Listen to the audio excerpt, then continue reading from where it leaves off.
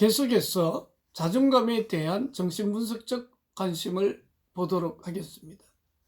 첫째, 초자아에 대한 정신분석적인 초점을 보면 아이는 나는 엄마를 가질 수 없지만 아빠처럼 되면 엄마 같은 사람을 가질 수 있을 거야. 오이디푸스 컴플렉스 안에서 타입점이 이루어지죠. 그렇게 되면 아이는 아빠와 동일시 되어지면서 이런 소망 때문에 좌절에서 벗어나요.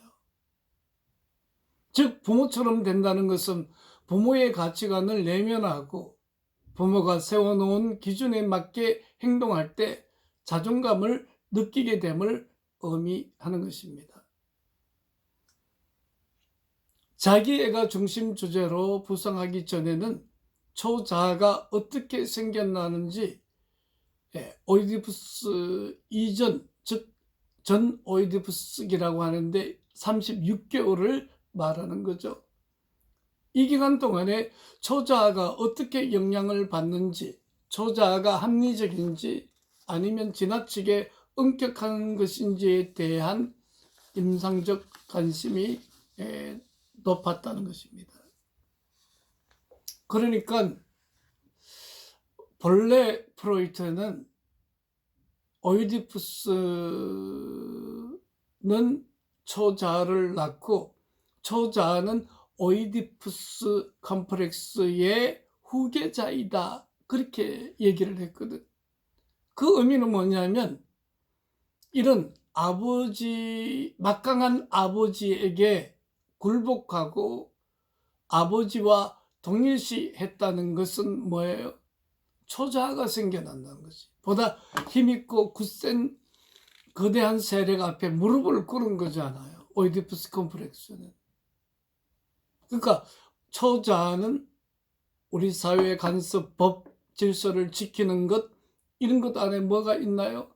마치 아버지에게 무릎을 꿇었듯이 사회가 내리는 가치 있는 어떤 법들 또는 도덕적인 가치들, 종교적인 그 어떤 것들에 대해서 지키려고 하는 것은 초자아적 영역인데, 대상관계 이론에서는 초자아가 오이디푸스 컴플렉스 이후에 만들어지는 것이 아니라 생애 초부터 만들어진다고 본 거지.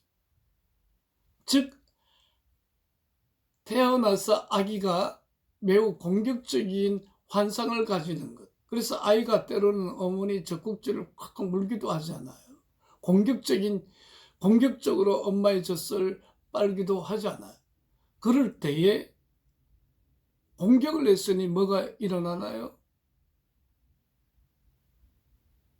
처벌이 있는 거지. 그러니까 공격이 일어난 그 공격성이 표출될 때부터 이미 슈퍼이고는 존재한다고 본 거죠. 자, 그런데 경계성적 성격장애자들을 보면 자신을 전적으로 좋게 느꼈다가 전적으로 나쁘게 느끼기도 하는 일종의 롤러코스터를 타는 사람들이잖아요.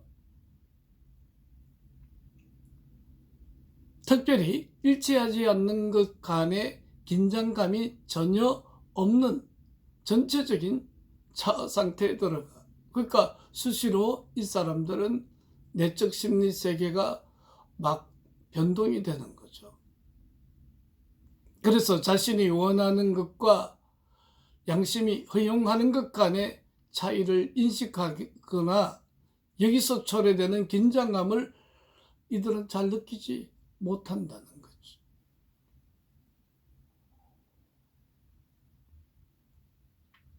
그래서 자기가 하는 일이 모두 옳다는 감정과 모두 그러다는 극단적인 감정 사이를 오갈 뿐 통합해서 전체성으로 자기를 볼 수 있는 능력이 결여되어져 있는 거죠.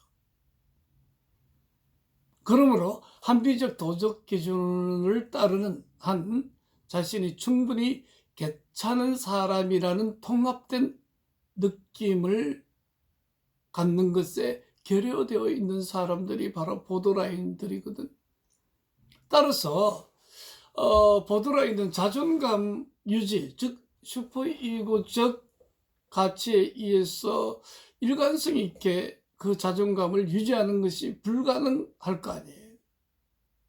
그리고 내적 충분함을 회복하기 위해 극단적인 방법에 의지하기도 하는 등 이렇게 자존감을 유지하는 데 이들은 매우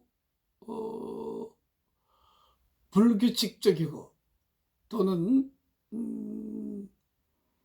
롤러코스터처럼 오르락 내리락 하는 모습을 볼 수 있다는 것입니다. 특별히 낸시 맥윌리엄스는 인본주의와 실존주의 심리치료, 또 자기심리학과 상호주관주의를 지금 우리 책에서 말하고 있는데요. 그러니까 지금 여러분들이 이 단어들만 봐도 이 단어들이 말하는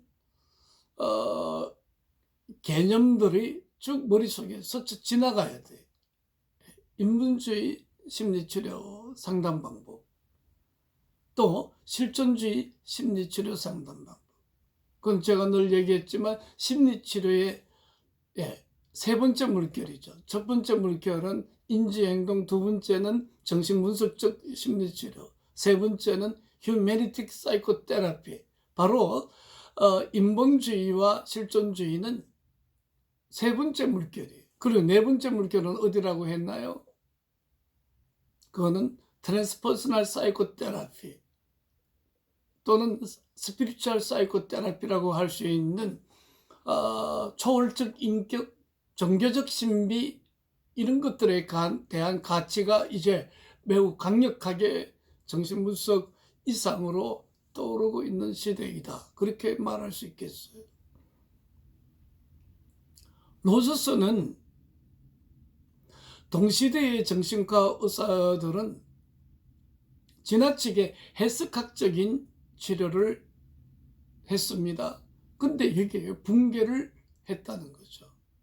그러면서 내담자 중심의 상담기법이나 반사적 상담기법, 그런 상담을 하는 것을 원칙으로 여겼어요.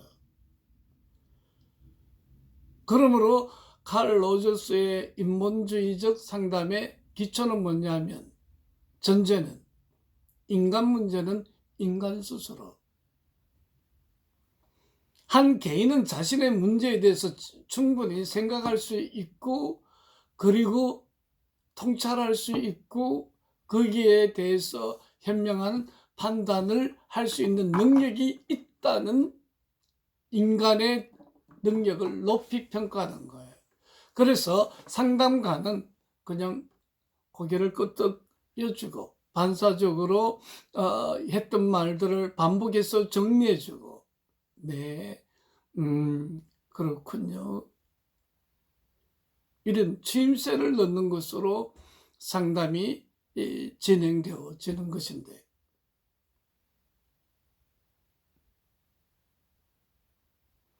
특별히 실존주의도 인본주의 심리치료라고 할 수 있어요. 이것은 실존주의 철학에 근거한 심리치료인데, 실존주의 심리상담이나 어미요법, 빅터 프랭클의 어미요법은 바로 이런 것에 해당된다고 말할 수 있겠어요. 인간은 실존적으로 공허하다는 거예요. 그래서 케르케고르는 인간은 그 전구다마의 끊겨진 필라멘트처럼 그렇게 공허한 존재로 묘사를 했거든. 그러면 이 공허한 존재에서 벗어날 수 있는 실존주의적 가치는 바로 의미와 가치를 추구하는 거예요. 한 개인의 유일성을 갖고 있듯이 보편적인 가치를 따를 때는 실존적인 공허를 느끼게 되지만, 한 개인이 자신의 고유한 실존적 존재 가치에 따른 그와 같은 자신의 의미를 추구하고, 그리고 그 고유성에 기초한 소명을 쫓아서 살면 그때 모든 이런 허무에서 벗어날 수 있다고 생각하는 거죠. 그래서 본래 신학을 하는 사람들은 실존주의 철학을 반드시 해요. 보네포도 여기에 해당되는 사람이니까. 그래서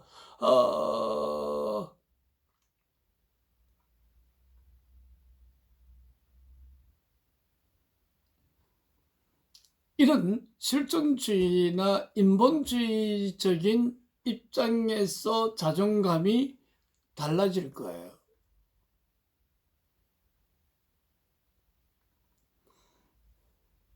특별히 브루노는 성욕과 공격성을 다루는 능력보다 자존감을 유지하는 능력이 심리적 생존과 훨씬 더 높은 상관이 있다고 지적하면서 극단적인 환경에 적응하는 방식이 사람마다 얼마나 크게 다른지를 말해놓고 있어요. 그러니까 빅터 프랭클의 죽음의 수용소를 보면은 그런 극단적인 환경 속에서도 의미와 가치를 추구하는 사람들이 살아남더라고요. 이분은 오스트리아 정신과 의사이면서 유태인이었는데 그는 그 아우슈비츠에서 의미 있는 일을 했던 거죠. 조금씩 들어오는 약물로 사람들을 치료하기도 하고 상담을 해주기도 하고, 특별히 이 사람은 산을 좋아했어요. 그래서 오스트리아 알프스에 올라서 그 산의 웅장함, 그리고 그 산행하는 행복한 것들을 자기 전에 꼭꼭 꿈꿨어.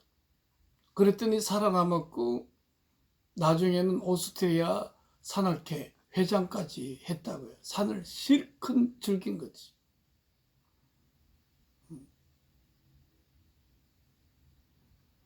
저는 산을 다녀보니까 프랑스 몽블랑만큼 좋은 데가 없더라고요. 그래서 내가 제일 좋아하는 곳은 샤모니라는 곳이 샤모니. 그래서 샤모니 트레킹 코스를 해보면 참 좋겠다 싶어요. 본래 제가 샤모니 트레킹을 한번 조직해서 떠나려고 했는데, 왜냐하면 거기 관상기도도 하고 거기서 쫙 산에서 명상을 하는 거지. 돌을 닦는 거지. 난 실제로 그렇게 혼자서 그렇게 했거든. 근데 코로나19가 사라지면 따뜻한 여름방학 때 한번 가 보입시다. 아무튼 산을 좋아하는 사람이 산에 올라간다는 것은 그런 행복함이 있는 거지.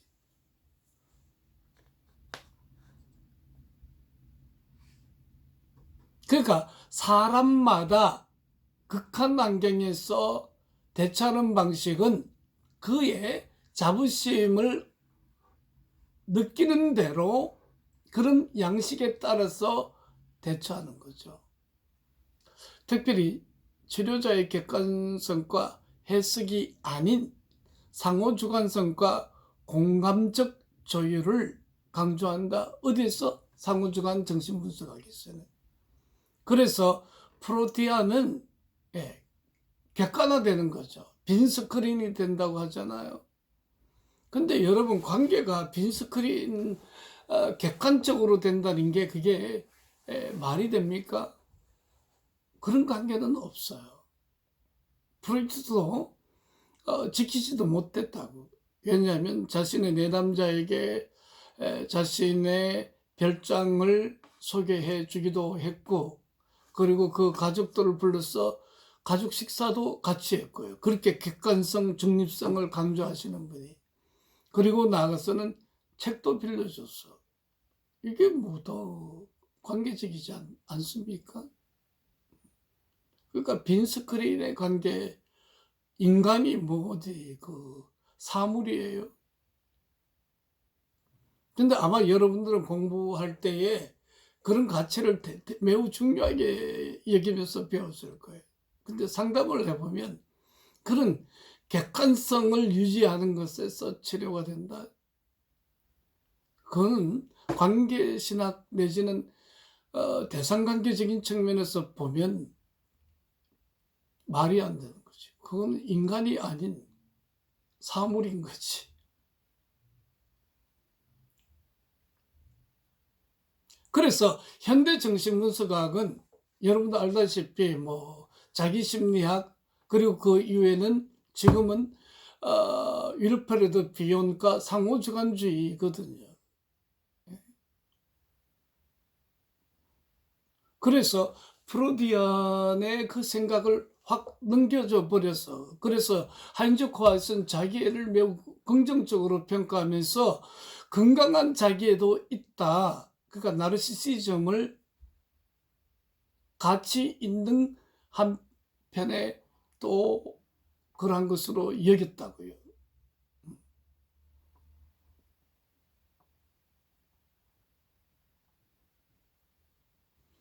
특별히 윌프레드 비온은 멜라니 클라인에게 분석을 받았는데 아버지는 영국 사람이고 엄마는 인도 사람이었거든. 그래서 인도에서 태어나서 자랐으니 동양 사상이 얼마나 많이 배어 있겠어요. 그래서 제가 윌프레드 비온을 좋아하는 이유는 동양 사상의 그 노장 사상 있죠. 특별히 성리학이나 대개 이황 선생님 이런 사상도 이게 그냥 사상이 아니더라. 심리치료의 기법이 다 여기서 나올 수 있어요. 그래서 자꾸 우리는 우리 것들을 멀리하고 서양의 것들만 높이 쳐다보는 성향이 있는데 오히려 서양 사람이 동양적 가치를 많이 따르는 그러한 것, 특별히 그 신비적 관계 이런 측면에서 윌프레드 비온은 매우 다른 형태로 우리들에게 보여주고 있단 말이에요. 자, 아무튼지 간에 이제 자존감 평가의 임상적 함의를 보면 5가지 질문을 던져봤어요. 첫째, 자존감의 측면에서 내담자와 치료자가 궁합이 잘 맞느냐? 둘째, 내담자의 자존감을 손상시키지 않고 중요한 정보를 전달하는 방법은 도대체 무엇인가? 셋째, 내담자의 부적응적 자존감 양식을 어떻게 수정할 수 있을까? 넷째, 환자가 합리적인 자존감의 근거를 가지도록 상담자는 어떻게 도울 수 있을까? 그리고 다섯째, 내담자의 자존감 유지가 타인에게 미치는 피해를 감소시키려면 어떻게 해야 하는가? 이런 5가지는 사실 임상가가 아니면 쓸 수 없는 글을 낸시 맥윌리엄스가 쓴 거예요. 그러니까 특별히 이 책의 8장, 9장은 매우 좋은 것 같아요.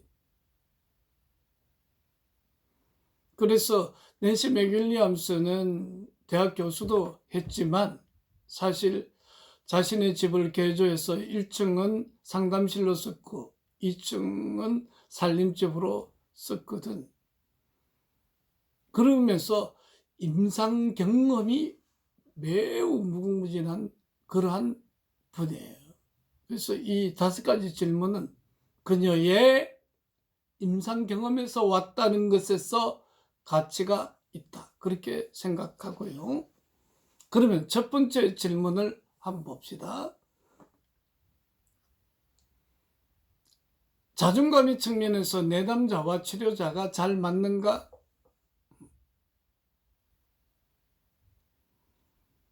경계선 성격장애 환자의 강렬함에 오히려 힘이 나는 치료자가 있지만 이거 견디기 어려워하는 치료자들이 많거든.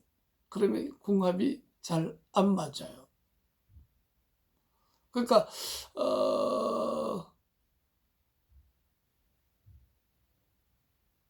이들이 가지는 분노, 또 공격적인 것, 그리고 어떨 때는 뭔가 싸한 느낌의 매우 잔혹성, 그런 것들 앞에 상담자가 딱 무릎을 꿇고 상담 못한다라고 말할 때가 많아. 근데 오히려 이런 사람들이 심리치료에 되게 궁합이 잘 맞다고 생각하는 사람들이 많아요. 또는 조현병 환자, 정서적으로 지체된 환자, 맞을 수도 있고 안 맞을 수도 있고. 그래서 어떤 임상에서는 나는 성취가 뭔지 몰라요. 사랑이 뭔지 몰라요. 신뢰한다는 게 뭐죠? 그 감정이 뭔지 알려주세요. 그렇게 말하는 내담자도 있어요. 그럴 때 되게 막막하지만 그래도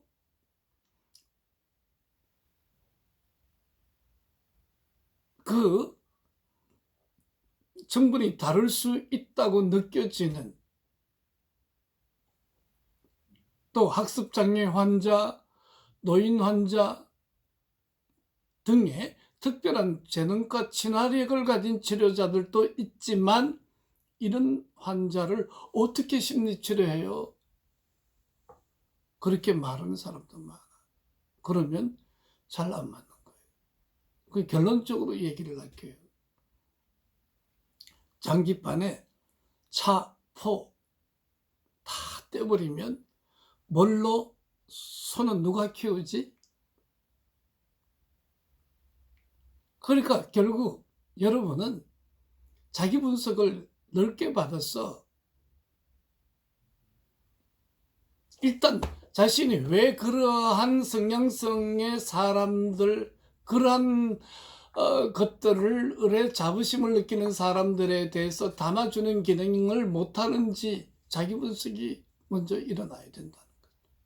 그러다 보면 지경이 넓어지잖아요.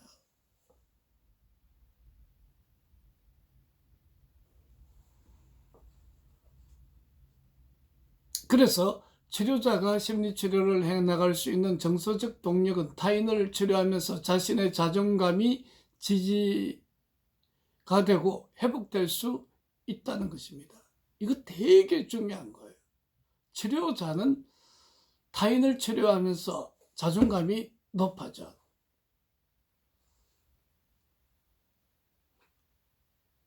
제가 한 3년간 분석했던 친구가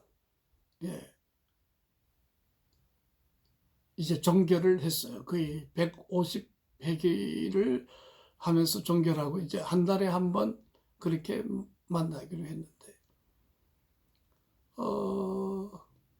내가 생각해 보니까 이 친구에는 음악적인 탤런트도 있고 또 외대 철학과를 졸업했기 때문에 중고등학교 시절에도 거의 7등 안으로 들어가는 상위권의 학생이었어요. 그리고 대학원까지 다 마쳤어요. 그러니까 철학가가 취업할 데가 없잖아요. 그래서 제가 한 40대 후반부터 상담을 했는데 생각해 보니까 사회복지사 내지는 요양보호사 이쪽으로 자격을 갖게 되면 취업이 되겠더라고. 50이 넘어도. 그래서 그걸 훈련시켜서 상담하면서 다니게 했고요. 또 독립유공자다 보니까 학부과정은 등록금 없이 국가에서 장학금을 다 주던데, 그래서 사회복지사 2급하고 요양보호사 자격증을 받아서 제 제자 중에 목사님 한 분이 도봉구에서 크게 사회복지 또 요양원 이런 것을 운영하시는 분이 있는데 그분한테 부탁을 했지. 그래서 티오가 없어서 취업이 안 됐는데 드디어 12월 달부터 취업이 허락이 됐고 내일부터 출근하게 됐어요. 그거 되게 자부심이야. 그래서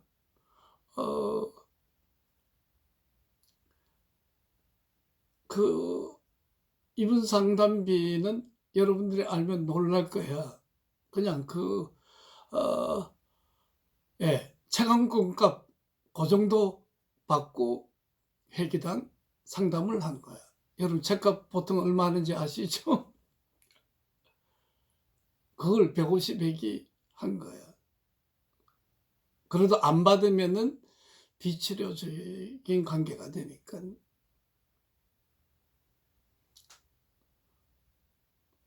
근데 대신에 자기 임상을 내 책에 이렇게 쓸 수 있도록 내담자가 허락을 해줬어요.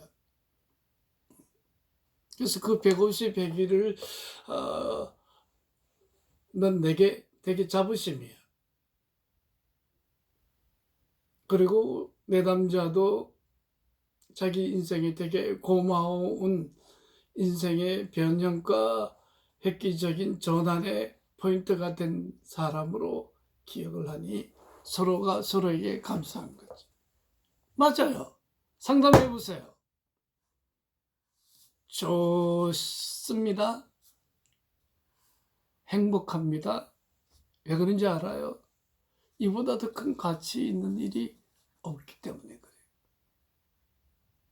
되게 거룩한 일을 하시는 거예요.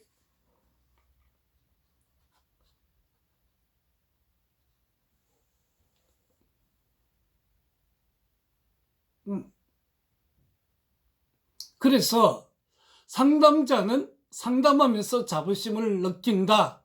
틀림없어요. 그래서 그 자부심 때문에 상담가임을, 임상가임을 자랑스럽게 생각한단 말이에요. 이를 인정한다면 내담자의 자존감 충족 방식이 치료자와 아주 다를 때에 치료에 어려움이 있음을 이해할 수 있다.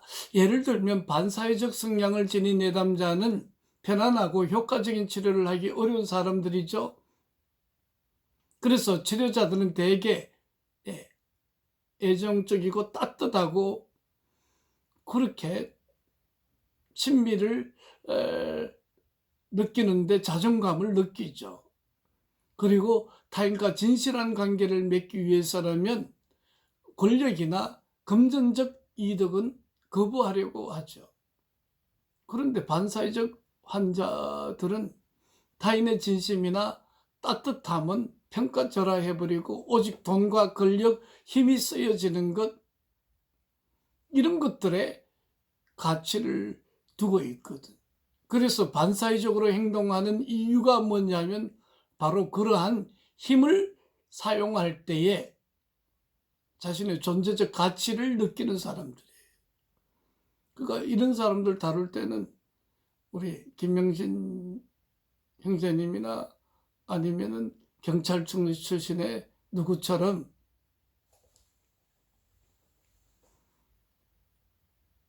좀 센 남자가 하는 게 좋지.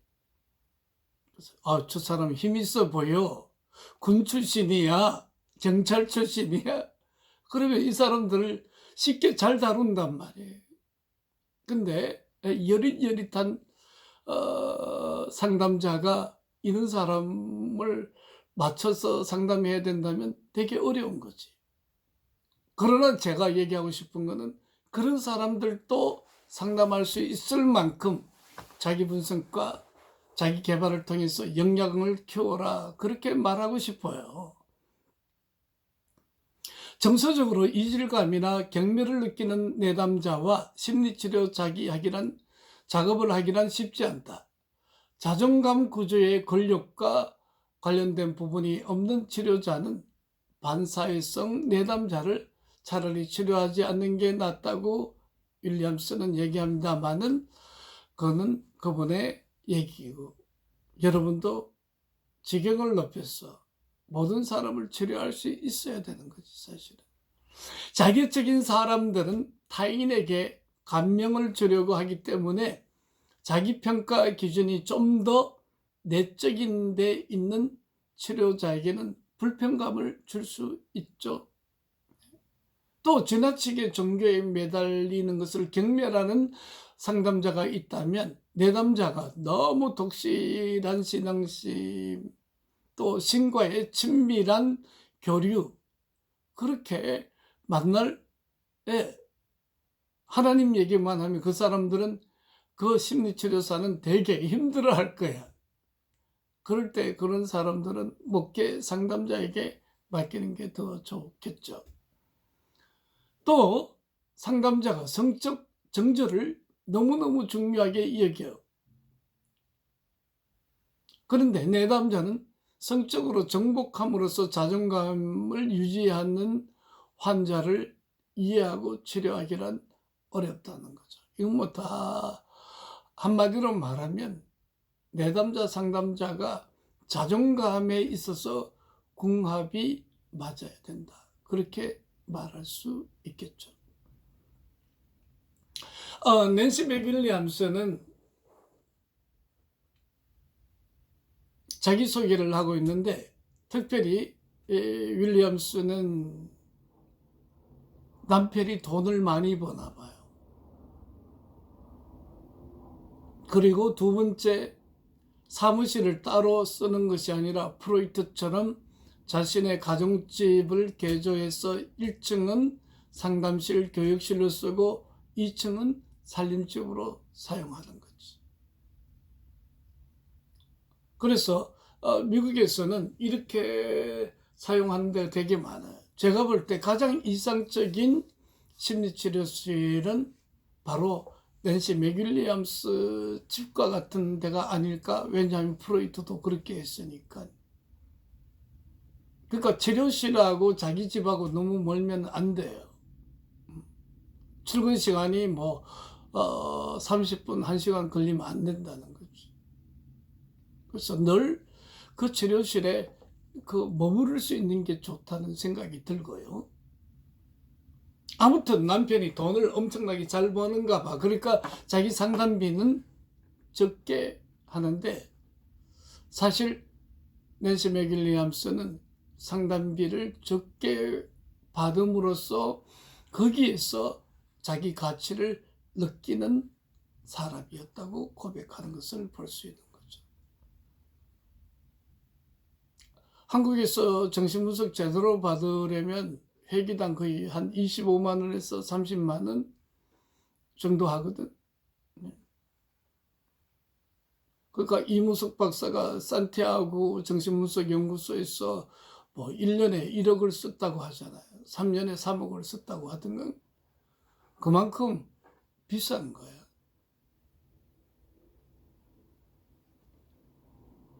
그러니까 상담비조차도 적게 받음으로써 자부심을 느끼면 그렇게 받는 거고, 나는 좀 제대로 받아야 되겠어. 이게 뭐야? 난 그래도 전문가이고 상담 경력이 얼만데 이렇게 받아서 되겠어? 그렇게 받는 거예요. 왜냐하면 자부심에 속한 거니까. 그러나 뭐 체감값 받고 상담한다는 거는, 그거는 어떤 면에서 틀린 거야. 나는 내 직업이 있는 상태에서 하기 때문에 그렇지만, 여러분들 센터 운영비도 들어가잖아. 그리고 또 그거 수입해서 좀 노후 생활도 좀 저축도 해야 되고. 그러려면은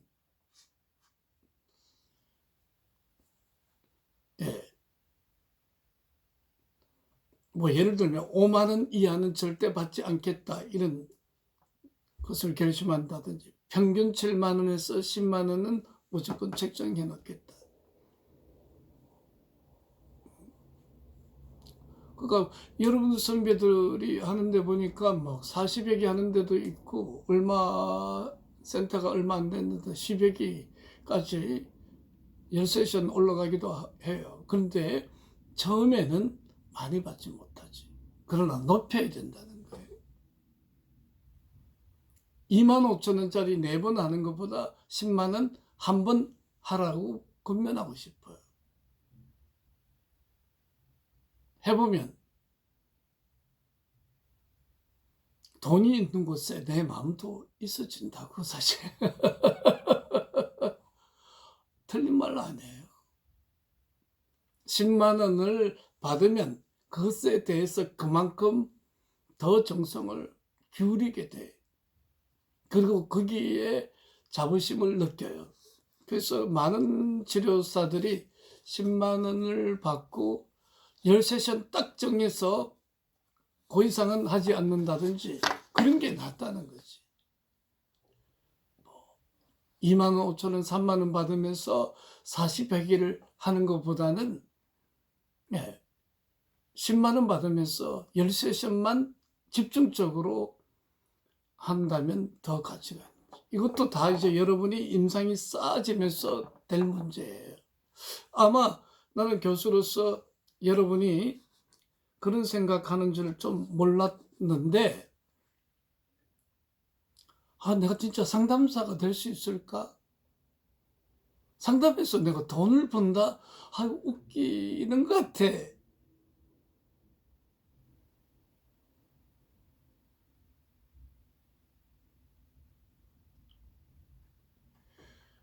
일단 그런 생각이 들 수 있어요. 재학 중에는.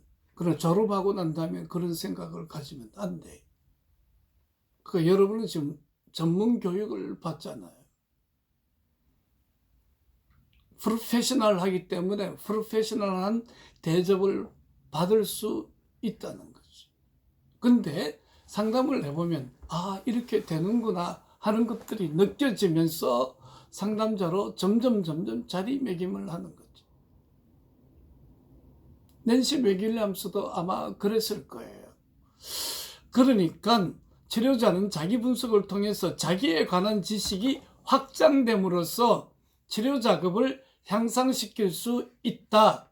자기에 대한 통찰의 폭이 넓어질 때 자신이 도와줄 수 있는 환자의 범위가 점점 늘어난다. 바로 여기에 결론에 정점을 찍고 싶어요.